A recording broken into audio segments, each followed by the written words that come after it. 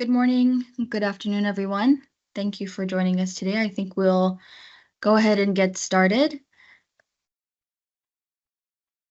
So thank you for joining part 2 of the PR reporting information session, where we'll be going through the updates to the PUDR and final PU reports. So for those that are joining us now, welcome. And for those that are joining us from the break from part 1, welcome back. I hope the recording was helpful, and thank you for already leaving excellent questions in the chat. We'll make sure to put them in our slides and we'll tackle those at the end of the presentation. My name is Sumyat Danal, and I'm a specialist in the operational efficiency team, and I will be co-presenting this session with my colleague, Darius. Darius, over to you for an introduction, please. Hi, good morning, afternoon, good evening. Big thank you for joining this live session. My name is Darius Highwarn. I'm the manager of the business process optimization team within GMD, and very glad for you to be here. Really looking forward to it. Thanks. Over to you, Sumya. Thanks, Darius. So before we go into our agenda, just wanted to start by saying a big thank you to all of our implementers and our external stakeholders in country for over 700 plus reports submitted already this year. So we understand that there have been a lot of changes this year, so we greatly appreciate your dedication and your collaboration to make this possible. So thank you again for all the work that you're doing in country and for coming along with us as we take PR reporting into a fully online process. So thank you. Now on to our agenda. As always, we'll start off with a quick general overview of the key changes that we're introducing for PR reporting. I will go through this section quite quickly, as you would have already seen this in part 1, or for the PRs that have already done PR reporting this year with the new format, you would be quite familiar with these changes. Once we have the general overview, we'll go into the content of the PUDR and final PU, so focusing more on the changes that are in those specific reports. And then we'll cover the PUDR and final PU process. So the process as well is very similar and almost the same as what you would have experienced already with the PU and the FCR and the PC, with the addition of a performance rating and performance letter. And at the end, we'll cover the next steps and key resources that are available for the PR. And at the end, we'll have a question and answer session. So please don't hesitate to continue putting your questions in the chat, and we'll take those at the end of before the end of the session. Thanks. So on to our general overview. First, why is PR reporting important for us? So it's important to get timely and quality reporting information from the country. It's essential to maintain implementation oversight for corporate insight and decision making. So the information we get through PR reports, they're used in a lot of the reports that we publish externally. It's also used for our case for replenishment. So the information we get through our PR reports is incredibly important for the Global Fund, and especially timely information. So we greatly appreciate all the PRs submitting your reports in a timely manner.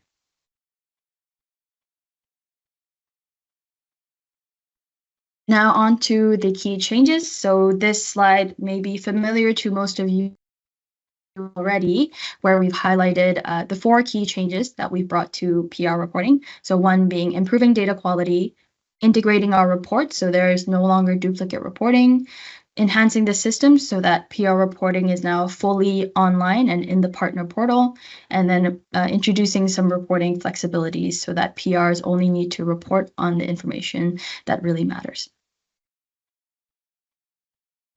Now we'll zoom into our first topic, which is integrated reporting. So a reminder that now we no longer have duplication of reporting where the PRs are reporting both a PUDR and pulse check at the same time.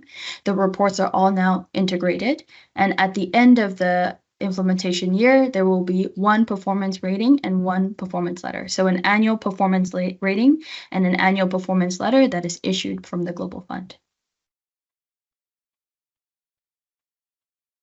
So this slide shows you a visual of how the reports are all integrated with each other. It's also a good slide to see what the reporting deadlines are. So for the pulse check, the PR has 35 days to submit. For the PU, 45 days. For the PUDR, 60 days. And for the financial closure report, which is also now part of PR reporting, 45 days to submit to the Global Fund.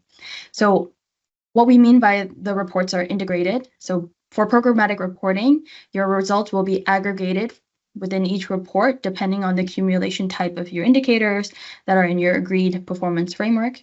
For financial reporting, each report is going to be cumulative.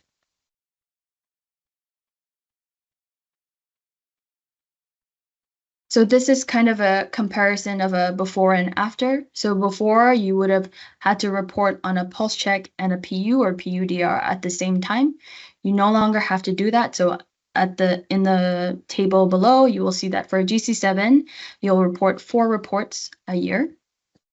But please note, if you have a GC7 and a GC6 grant going forward, you will still have to report on those separately. But do note that if you have a GC6 grant that has both C19 and HTM funding continuing forward, you will report on both those funds within one single report.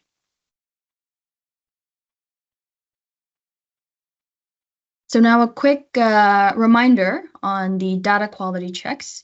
If we move to the next slide, so you would have experienced this already, the data quality checks that are in the online form in the partner portal. They are there to improve the quality of the data that is submitted to the Global Fund. So we have received quite a few tickets and questions on this specifically. So just to remind everyone that we do have information available on our website and also going to be linked onto these slides, which we will share at the end of the session. So please do use those. And then a reminder also on the right side of the screen, this is what a tab would look like in your online form. So to see your data quality check results, the errors and warnings, you would have to click the little down arrow that's circled in blue to be able to unhide your errors and warnings, and then to hide it again, you would have to click that down arrow. So just a reminder that this is available on each specific tab of your online form. You will also see a summary of these errors and warnings in your Submit tab. So a key reminder for the PRs, and also if you are experiencing any issues with data quality checks, please do not hesitate to raise a ticket to or send an email to country support.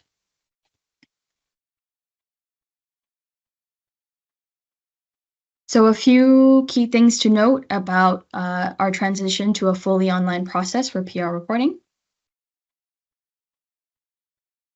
So a reminder, what does it mean that the PR reporting is now fully online?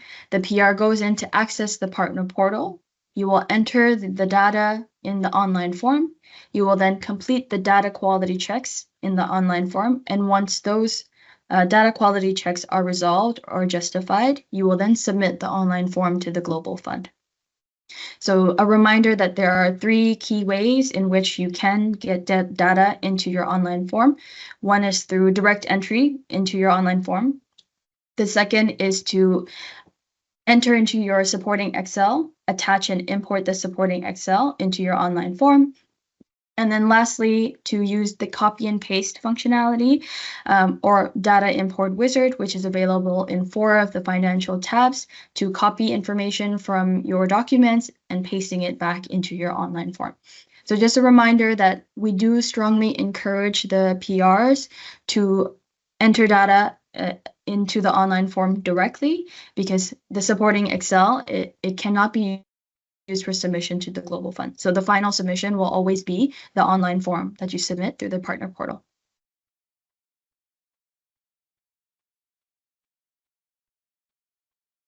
Here's another reminder, and I also see that there was a question in the chat. It is very important to have the grant entity data, your grant entity data updated and in a timely manner, because we do see that some PRs are getting blocked because the grant entity data, your users that have editor and submitter access are not up to date. So please do check this, and whoever within the PR needs to access the partner portal, needs to complete the form and submit the form, they should have access rights. So we've linked here the interactive guide, which will take you through the process of how to raise a change request. So this will be linked into the slides, and we'll be sharing the slides after the session. Something new we're introducing sometime next year with the upcoming reports is that the PRs will now be able to download a PDF version of their fully submitted reports. So once you have submitted all 3 sections, so the entire report, you'll be able to go to the Downloads tab of the partner portal and download a PDF version of your fully submitted reports.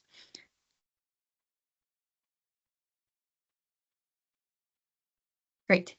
So now we'll dive into the PUDR and final PU content, mainly focusing on the key changes that you would see in these specific reports.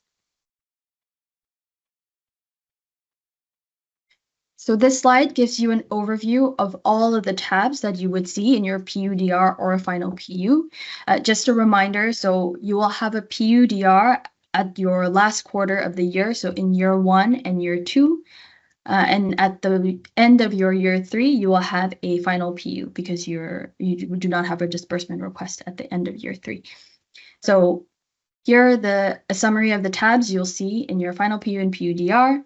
And we've outlined in red and put a little new icon where the tabs would be new compared to what you would have seen in your PU.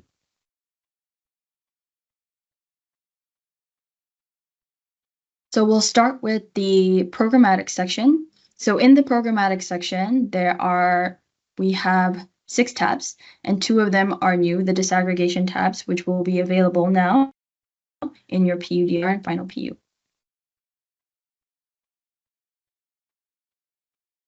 So some general information before we go into the specific tabs.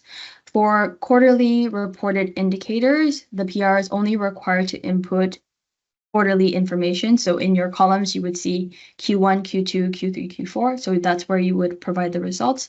If your indicators are semesterly, you would provide your results in the S1, S2 columns.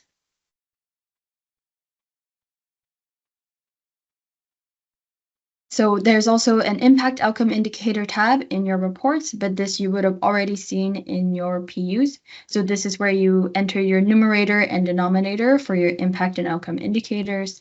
Something to highlight, there are 2 impact outcome indicators called RSSH 03 and HIV 029, which will be quarterly reported for some countries. So for those cases, you will see an impact outcome indicator tab with these indicators in your pulse checks and your PUs.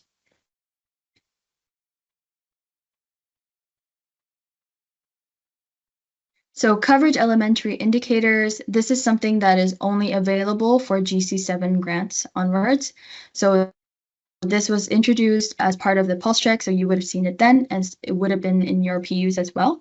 So coverage elementary indicators are the deconstructed indicators. So it's the numerator and denominator of your standard coverage indicator that is in your performance framework.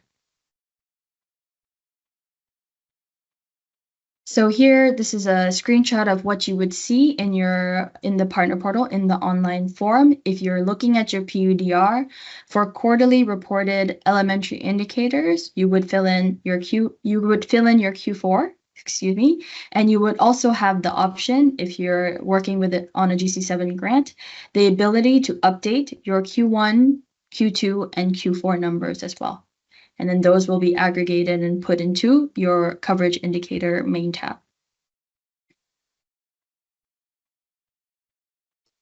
Here is this example of a semesterly reported elementary indicator. So here you'll see that you can put in your S2 result, but then you can also go and update your S1 result as required.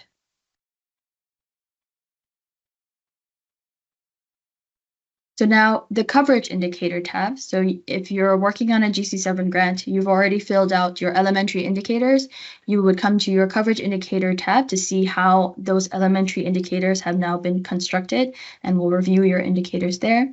If you have a GC6 grant, this tab is where you will go in to directly enter your results for your coverage indicators, because for GC6, there is no elementary coverage indicator tab. So a quick look at what the landing page would look like in the coverage indicator tab. So as soon as you click on the tab, this is the page that you will see. You will have your aggregated results and also your achievement ratio. So the first thing you see when you come here is going to be your S2 achievement ratio, which is calculated against the 6-monthly target. And then you can toggle kind of back and forth between your S2 and annual achievement ratio.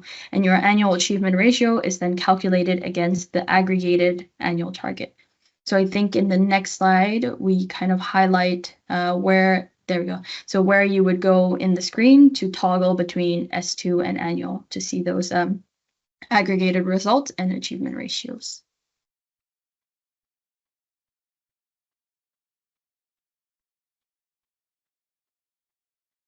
So this is a screenshot of the pop-up. So in the landing page, you will have a link that says provide results. When you click on the provide results link, a pop-up will open where you can see more details about your coverage indicator. So for GC6, this is where you would be inputting your results. If you have a GC7 custom indicator, this is also the place where you would enter your results. So if you're working on a GC7 grant, a report for a GC7 grant, you can also update the results from the previous reports through this pop-up.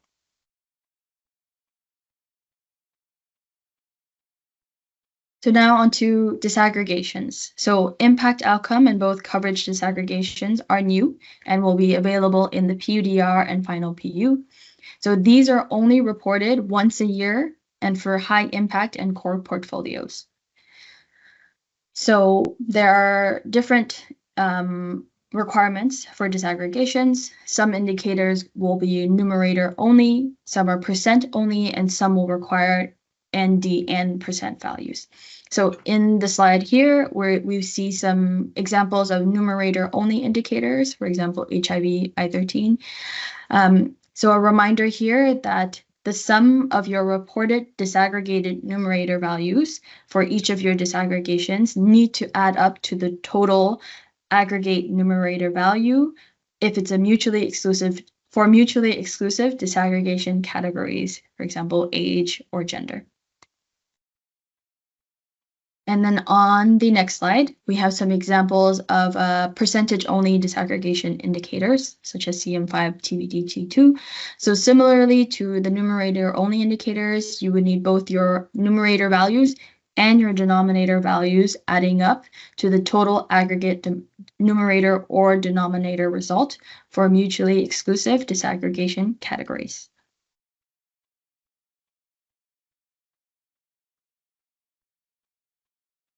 This is a quick summary of, again, what the landing page will look like versus what the entry pop-up page will look like. So I think if we go to the next slide, we have a few images to show you, to walk you through. So here, if you're going to enter information for your coverage disaggregations, you would go to your coverage indicator tab. You would then click on your provide results link under the action column. And then once we click on the provide results, a pop-up will open. And then at the bottom of the screen, you'll see a little please select a category. So you would go there, you would click on please select a category, select a category and click view disaggregation, after which below this section, you will see a list of your disaggregations to input results, which I believe should be there on our next slide. Exactly. So here is an image where I've already selected testing type category and I clicked view disaggregation. So I can then enter my results for a rapid diagnostic test. So you can enter your results there, data source, as well as a comment box for any contextual information you'd like to provide. So this is just showing you the way you would do it for impact outcome and disaggregation is exactly the same as coverage indicator disaggregation. So both of the disaggregations can be found through the main indicator tabs. Great. Now I will pass it on to Darius to cover the content changes for the financial section. Thanks, Sumya. So changing gears now to finance, you can see highlighted here in red the tabs that we're going to focus on. For high impact and core countries who have completed already an FCR and focus countries who have completed an FCR, the top line, SR cash reconciliation, commitments, obligations, and so on, will not be new to you because those are included in the prior FCR reports. And what will be new for everyone is the forecast and disbursement tabs. So just a big recognition to our finance colleagues for the work to prepare this, and they'll be available in the Q&A to answer your detailed questions.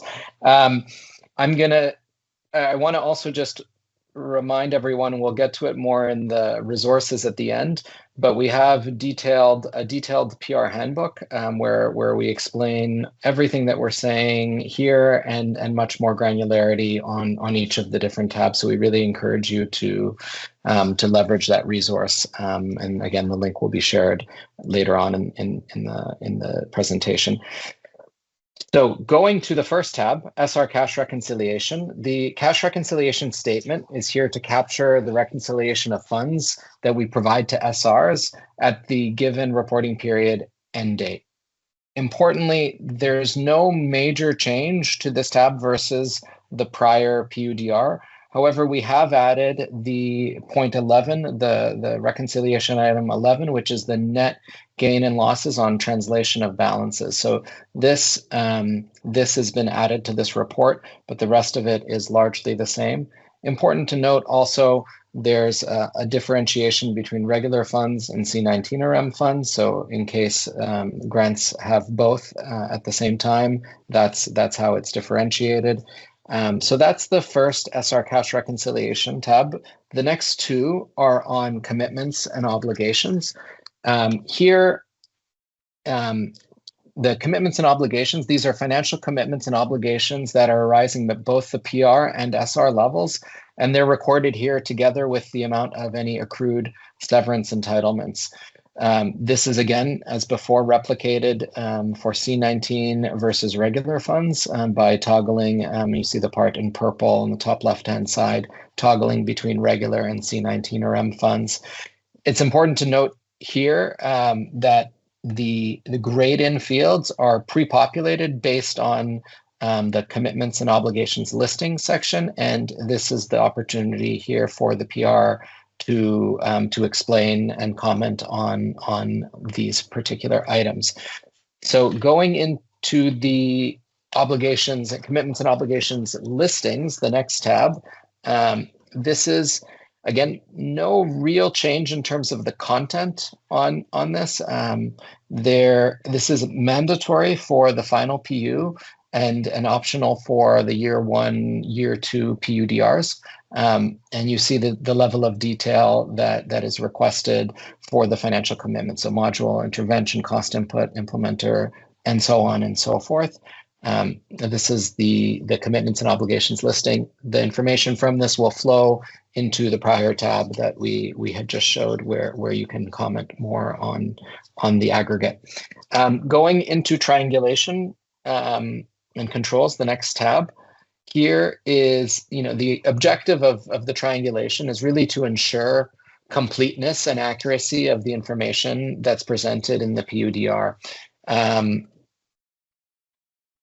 This tab has been enhanced to allow for verification of reported figures for the current fiscal year, and then also on a cumulative basis. And please note here that all the values, again, are automatically calculated based on inputs in other sections of the PUDR, and for the PRs to comment on it. Of course, differences need to be investigated, understood, and explained, and this is where this will happen. So this is the triangulation and controls. You can see in the next tab, just going into some more detail within the triangulation controls, some of the individual components of it. Just important to, again, a reminder, as I'm going fairly quickly through this, the details of some of these specific items are included in the PR handbook where you can drill into it. So I, again, highly encourage PRs who have questions on the different components of this to reference the PR reporting handbook. The next section is tax reporting. So the information here is largely the same, but it's been restructured in some way. So the purpose of the tax report is to collect information on taxes paid, import duties, VAT on goods and services, and any other taxes that the Global Fund, that are paid from Global Fund grants. And it's important, this information has been requested by our donors to report on how this provision on taxes is applied across all grants, and it's an important requirement. PRs are required to report on this information once a year to verify compliance with the grant agreements. So those are the 5 tabs that were in the FCR, so that for those that had completed it, it would be largely the same.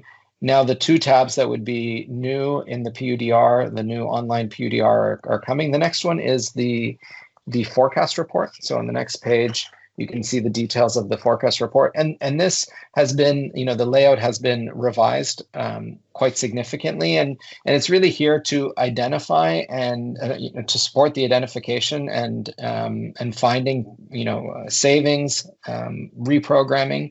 So this section of the PUDR provides the opportunity for the PRs to reprogram through the forecast exercise. So for example, for the PUDR that's at the end of the first year of implementation, so the PUDRs that will be sent in January, PRs can adjust the forecast for years 2 and 3. So you can see the columns down the middle, forecast for year 2 and forecast for year 3.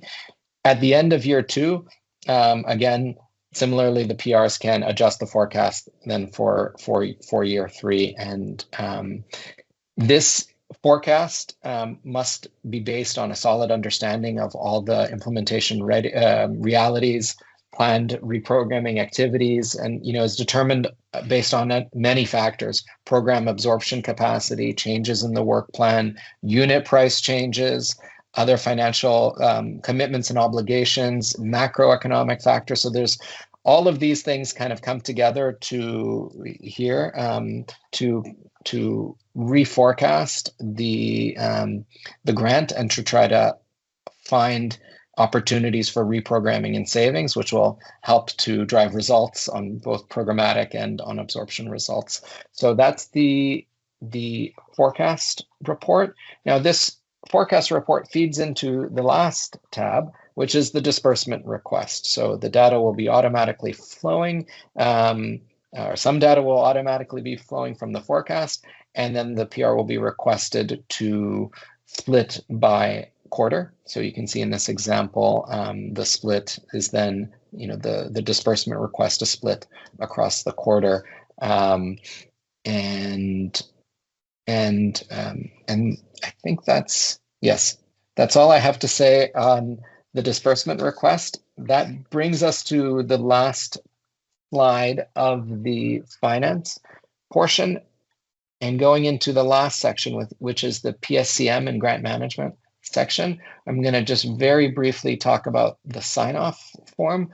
So we'll just go to the next slide. So this is largely unchanged. So the PRs will be requested to provide a summary of the performance for the specific reporting period, for the PUDRs to also provide a forward-looking assessment for the year ahead by module. And of course, the forward assessment is not required for the final PU because that will be the end of the particular IP. PRs will be requested to download the sign-off form sign it by the PR signatory and then to attach it in the portal before the final submission. So that's the self-assessment and sign-off form. I think we're going to now switch to the process. So we finished content, and now we'll talk about the PUDR and final PU process. And for that, I'm going to pass it back to Sumya to take you through the process. Over. Thanks, Darius.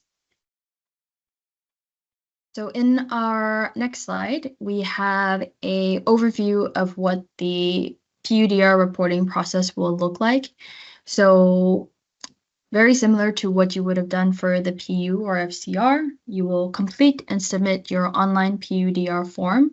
So a reminder that you can submit section by section. Each report will have 3 sections: programmatic, financial, and PSCM and grant management. So once you've submitted all 3 sections in the full form, if LFA review is in scope, the LFA will review the form or the sections of the form. And then once LFA has also submitted, the Global Fund will start to review and accept the results that are reported. There will be a performance rating that is then calculated using the financial and programmatic results. And then the Global Fund will then release the performance rating and then share a performance letter with both the PR and LFA. So the performance letter, again, now it's happening formally only once a year with a formal performance rating as well.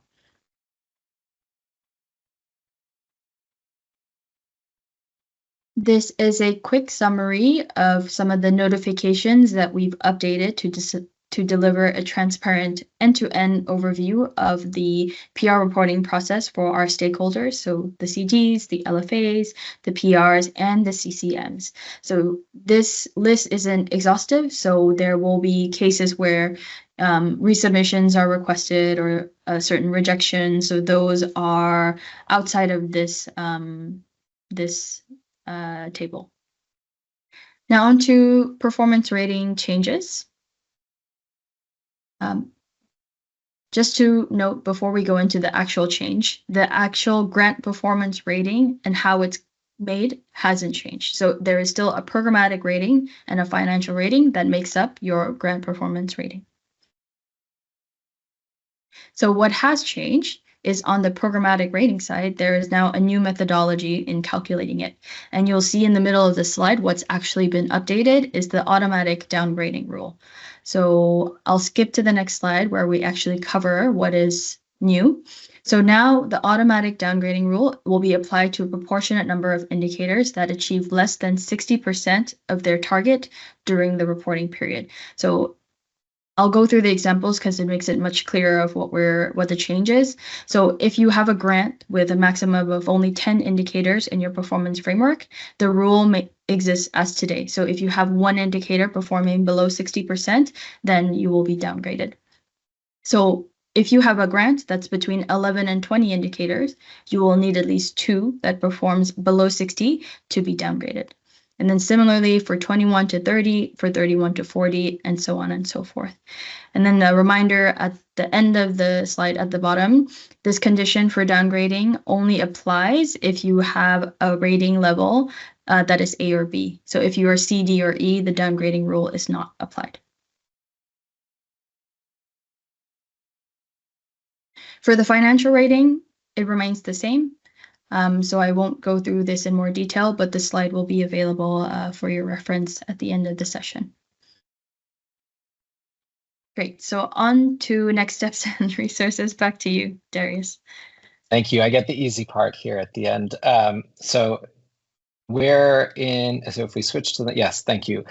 So we're here today in the English session. There'll be 2 other sessions in the coming weeks, next week in French and the week of the 14th. The exact time will be shared shortly, will be in Spanish. So that, and then in the next tab, we'll talk about some of the resources. So I mentioned a few times the PR handbook. I really encourage you to use that, to have it in your hands, either virtually or in paper form. support in the submission, and there's much more detail on each individual tab and how to fill it in and how to get through the submission. Of course, we have the information session slides that we're presenting now, recordings of all prior information sessions for the pulse check, PU, and so on, and this one. There's the overall policy note, which is available. The OPM is available on the public website. We have lots of infographics and other information online too. Demos, we have a bunch of demos. I really encourage folks, if you're getting caught on data quality checks, for example, or questions around the submission, to please watch those demos. I think in total there's 10 to 15 minutes total across all the different demos. So it's and if you need help on a particular section, please, I encourage you to watch the demos. Usually they're 2 to 3 minutes each, and they're very helpful. On the last tab, before we go into, on the last slide, before we go into the Q&A session, we have just a link to other resources. So the Modular Framework Handbook, the indicator guidance sheets for C19RM, and again, a reminder to reach out to country support if you are stuck or need any help in the process of submitting the PUDR or any other form. So with that brings us to the last topic, or the last section, which is question and answer. So I saw a fair bit of questions already coming through the chat. Big thank you for that. Please continue to add questions to the chat, and we will try our very best to respond to all of them if we can directly in this presentation, and if not, we will give a written reply when we share these slides very shortly. So I'll just wait for my colleagues to yes, okay. So I'm going to try my best to go through here. I have my colleagues at finance and colleagues from MECA who will come in where needed. So if data is entered directly, which is recommended, instead of using the supporting Excel, does the system have the functionality to download the submitted data back into Excel?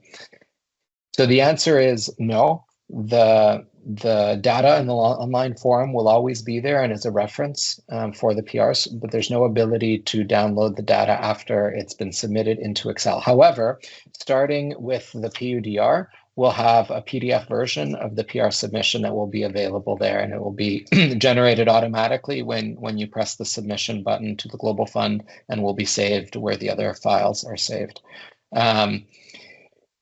If we have important information, if we have import information using the Excel, does it complete the form from the data coming from the Excel? Yes. So the supporting Excel is there to help the PRs to bring information into the online form. So when you attach and import the supporting Excel, the data will be displayed in the online form. Now, Sumit had mentioned, but I just want to again reinforce, you still have to go through the submission and pass all the data quality checks before pressing the submit button. So just attaching the Excel file, the supporting Excel file, isn't a submission. That's just a tool to help you to get data into the online form, and then the online form becomes the submission. After you pass all the data quality checks, you press submit, either a section or the whole form, and then that becomes your final submission. Question 3.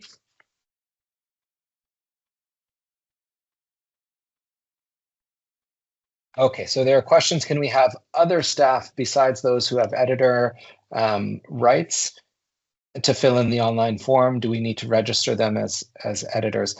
Yes, so editors and submitters both can access the partner portal and complete the PUDR. The submitter is the one that can only press the actual submit button.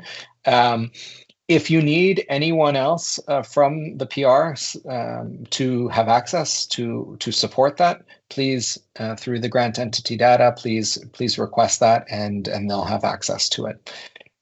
We've observed, question 4, now we've observed earlier during the PU submission that cost inputs and modular listings in the supporting Excel and the online portal aren't listed in the exact same sequence. So thank you for this feedback. We have noticed that too, and we're going to take it into consideration in the upcoming reports. But the data should all be there. It might just be in a slightly different order. But importantly, when you're doing the import, it doesn't matter what the order is. The import pulls the data in correctly. Next question, number 5.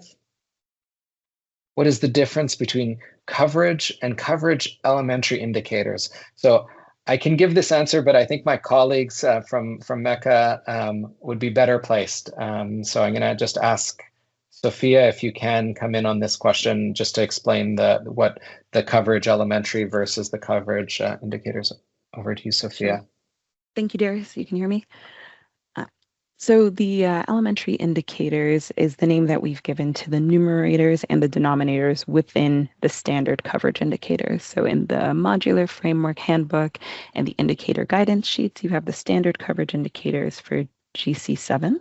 And with those, we've defined what the numerators and denominators are. And so elementary indicators is the name that we've given to the group of numerators and denominators.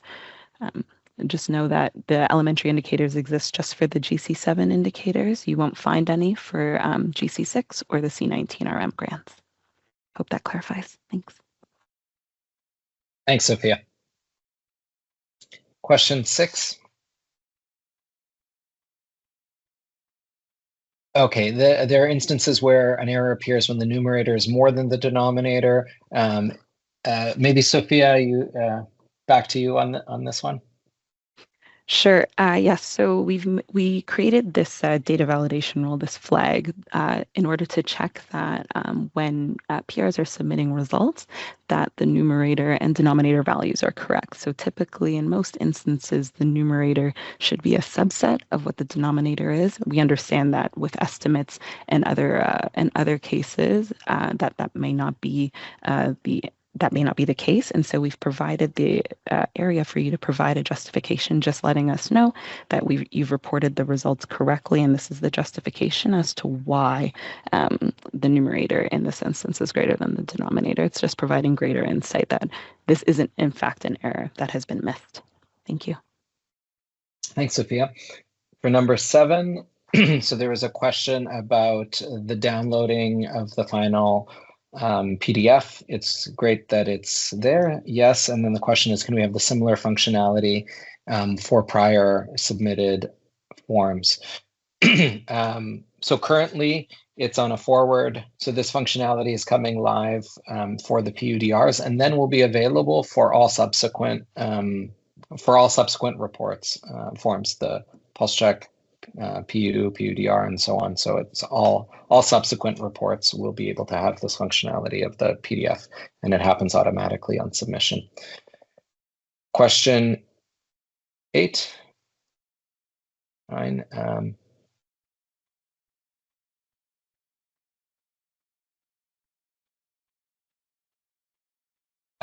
So a question on the programmatic data. Sophia, as you're the expert on this, please just continue on. Sure. Thanks. So any implication if we change the programmatic data in S1 in the PUDR, as S1 reports are already reviewed by the Global Fund country teams. So at the PU and PUDR, we provide the PRs the opportunity to update any previously reported results, whether it's quarterly, semesterally, or annually. And so the only impact is that it provides a more accurate picture. If you get more updated results throughout the year, they're able to provide more accurate information at the indicator level, and then thus improving the achievement ratio and providing a better picture of the overall programmatic performance. Just a note that you can only update results within the same IP year, the same implementation year. Thanks. Thanks, Sophia. There's a few questions next that are on the finance section, so I'm gonna pass it to my colleagues from finance to answer those questions. Over to you, Badil.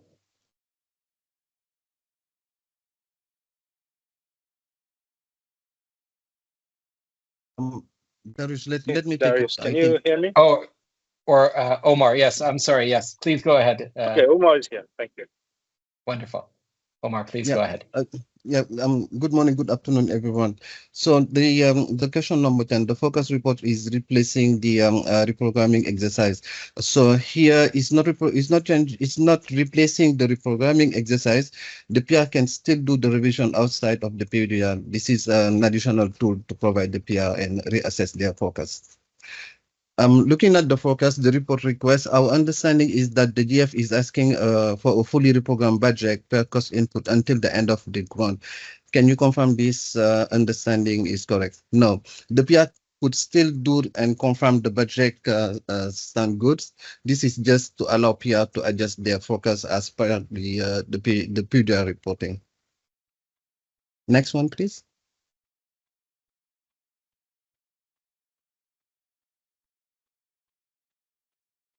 Question 12, I think is programmatic. Sophia, do you want to come in on the cumulative data?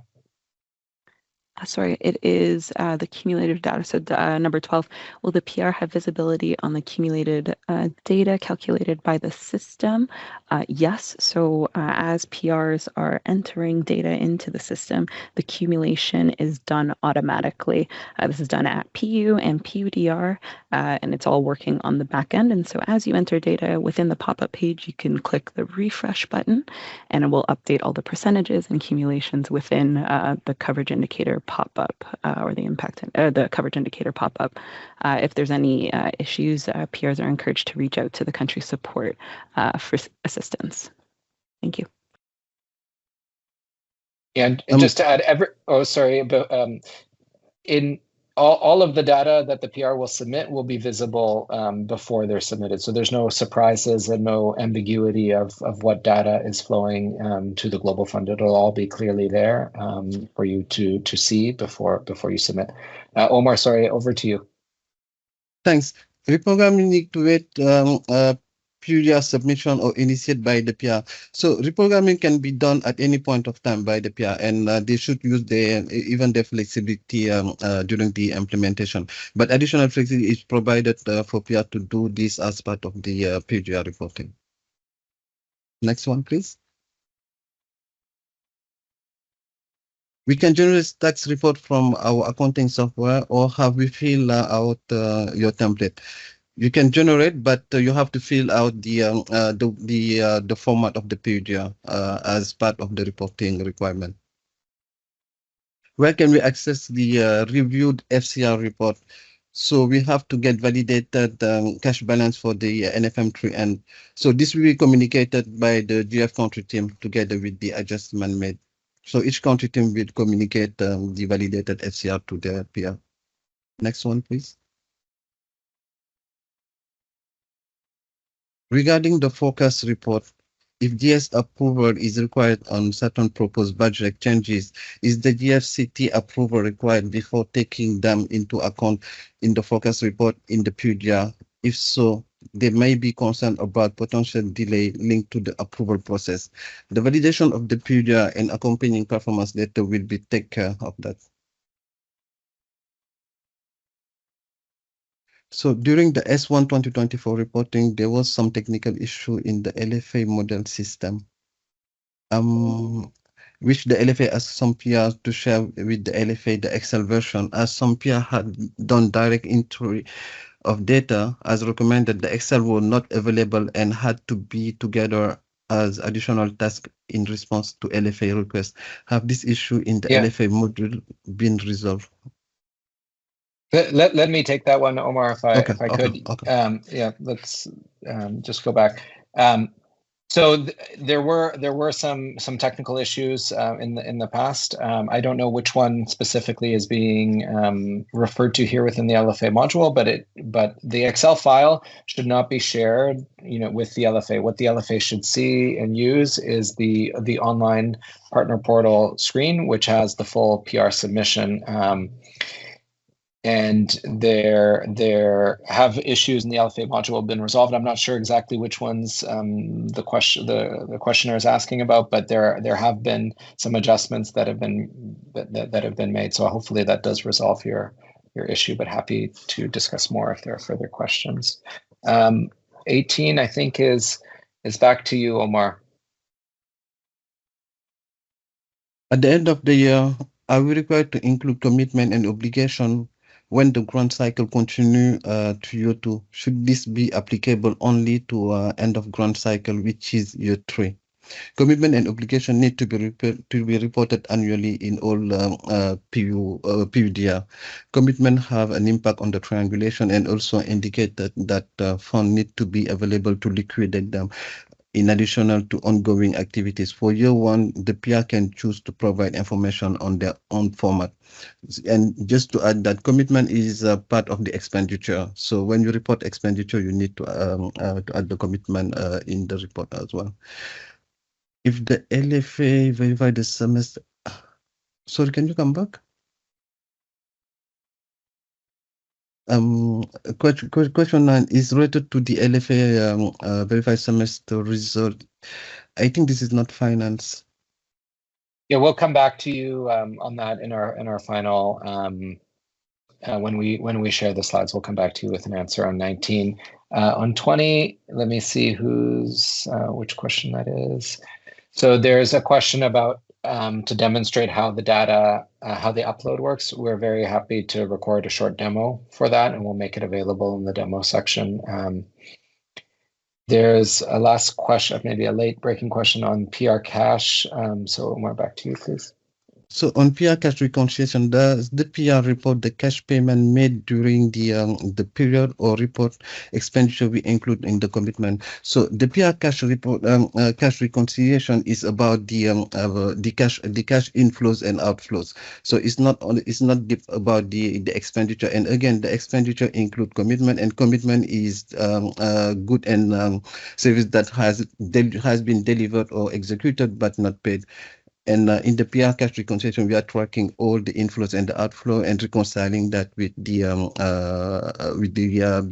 bank outcome, the bank statement, and the bank reconciliation. That's the last one.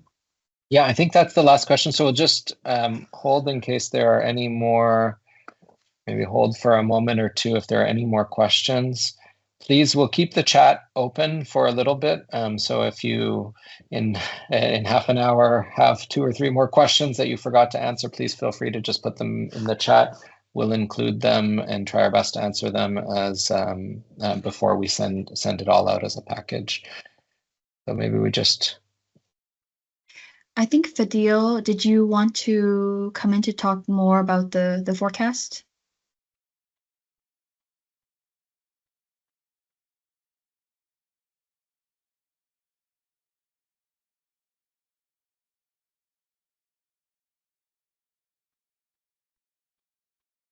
We can share more details in written form if they're on that. Mm-hmm. And I think there might be a connection issue. Fadil,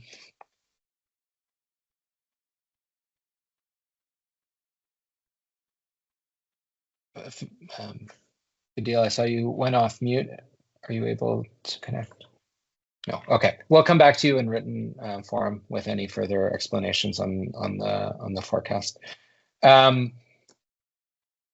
With that, then I think that brings us to the end of the question and answer portion of this info session. A very big thank you from me personally and on behalf of the Global Fund for joining this session and for all of your hard work already this year on IO, on PR reporting, and all the changes that we've made. Thank you for joining us on this journey.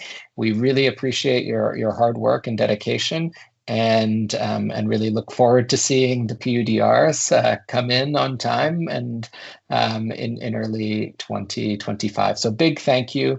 Have a great rest of your day. Thank you. Bye-bye.